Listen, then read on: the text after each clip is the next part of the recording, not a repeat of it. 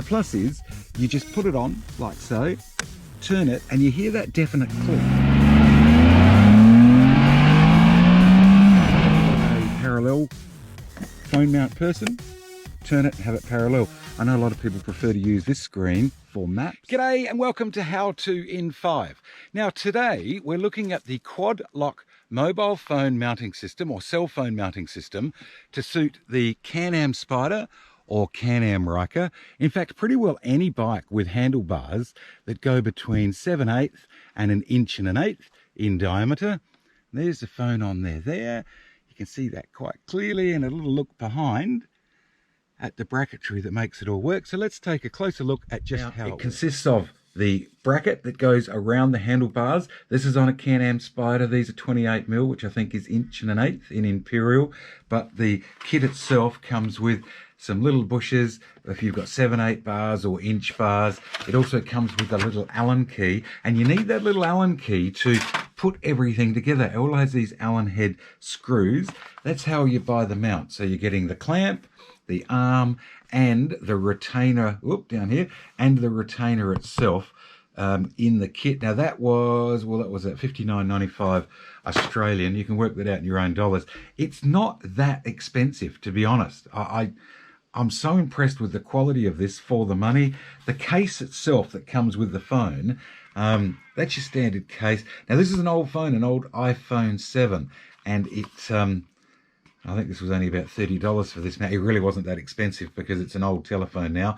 When I get my new telephone, and we'll talk about why I'm going to get a new telephone shortly, but that's the case. The additional things that I've got on this mount are this universal joint here. You buy all these accessories that go along with it, and I'll show you some of those shortly. But this allowed me to get just the angle that I wanted. And this bit here is a vibration dampener. And I'm not a telephone technician, but I was advised that the cameras in these things are susceptible to vibration and getting knocked around that comes through the handlebars of bikes.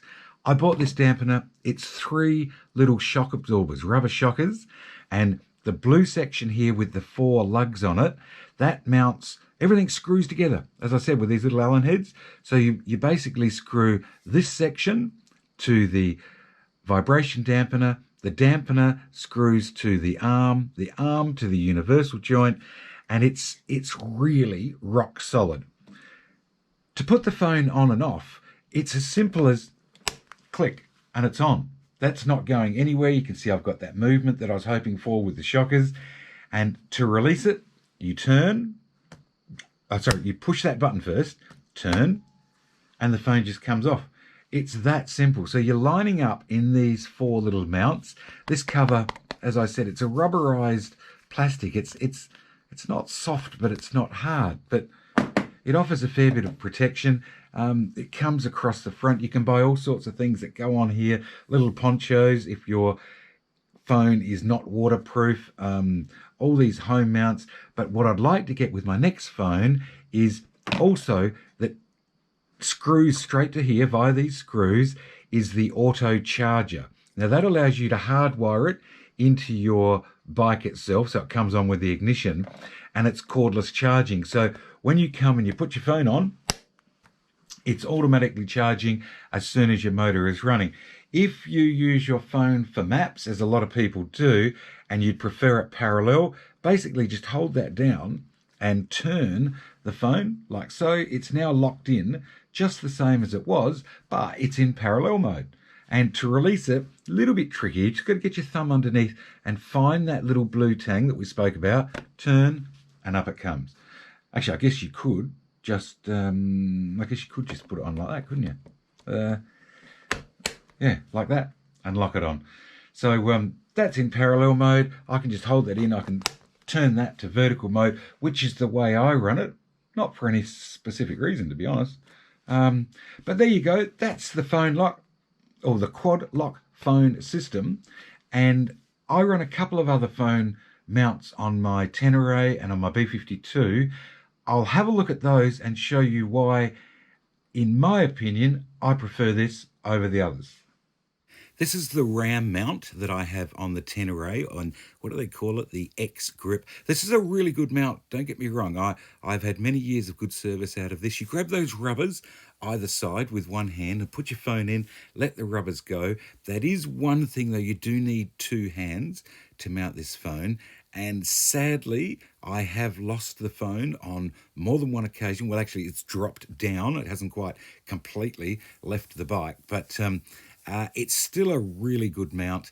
It does need two hands, but that would be second only to the quad lock, in my opinion.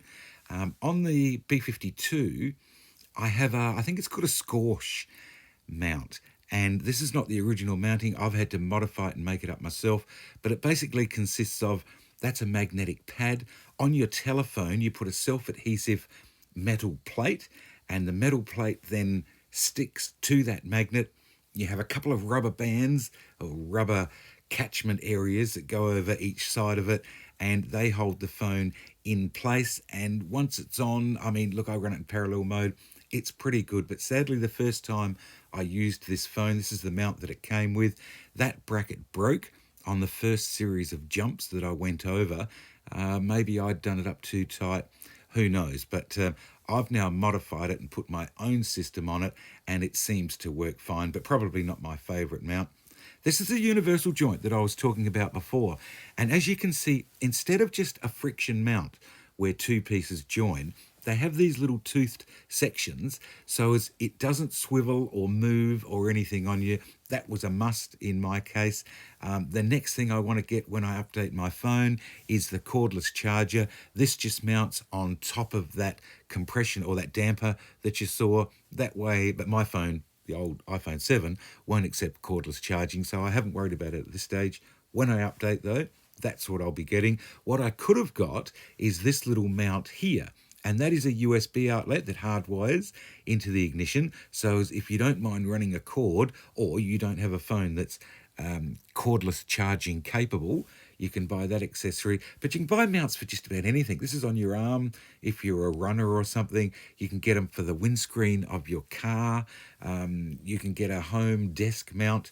Pretty well anything you want, but you use the same case. Well, hopefully you enjoyed this video on the quad lock phone mount system on my CanAm Spyder F3S. Suitable also to go on the Ryker, and hopefully not too far down the track there'll be a Ryker joining the fleet. So don't forget to hit the like button for me and subscribe to Steve's How To in 5 so you'll be notified as new videos come out in relation to the CanAm Spyder, the CanAm Ryker, and a whole lot of things. But the day is way too nice to be sitting here talking about phone mounts, so I'm off for a ride.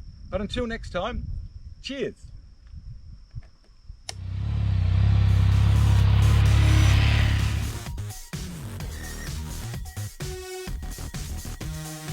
Well, hopefully you enjoyed this video on the quad lock phone system to suit my CanAm Ryker. No, this is a Spyder, dickhead.